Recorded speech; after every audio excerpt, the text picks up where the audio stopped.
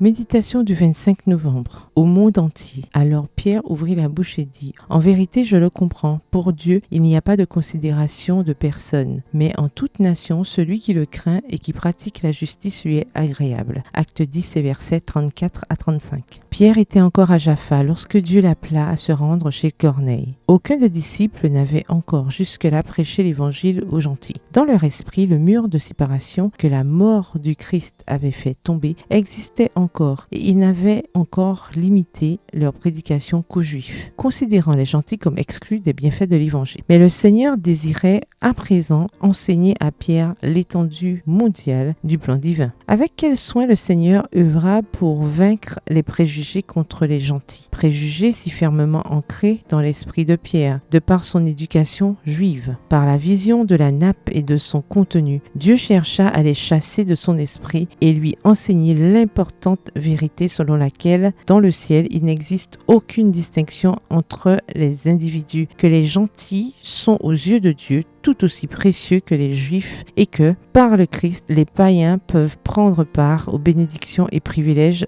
de l'Évangile. C'est donc avec réticence qu'il s'acquitta de chaque étape du devoir dont il était chargé, mais sans oser désobéir, tout en dirigeant l'assistance, Corneille, sa famille et ses amis vers Jésus, le seul espoir du pécheur. Pierre lui-même comprit mieux la signification de la vision qu'il avait eue et son cœur brilla de l'esprit de la vérité qu'il présentait. Quand les frères en Judée apprirent que Pierre s'était rendu à la maison d'un païen pour prêcher à ceux qui y étaient rassemblés, ils furent surpris et offusqués. Ils craignirent qu'une telle initiative qu'ils considéraient présomptueuse n'ait pour effet de discréditer son propre enseignement. Pierre leur exposa tout le contexte. Convaincu de ce que la conduite de l'apôtre accomplissait directement le dessein de Dieu, et que leurs préjugés et leur sens de l'exclusivité étaient diamétralement opposés à l'esprit de l'Évangile, ils glorifièrent le Seigneur en disant : Dieu a donc accordé la repentance aussi aux païens afin qu'ils aient la vie. Acte 11, verset 18. Extrait tiré du livre Conquérant Pacifique, au chapitre 14,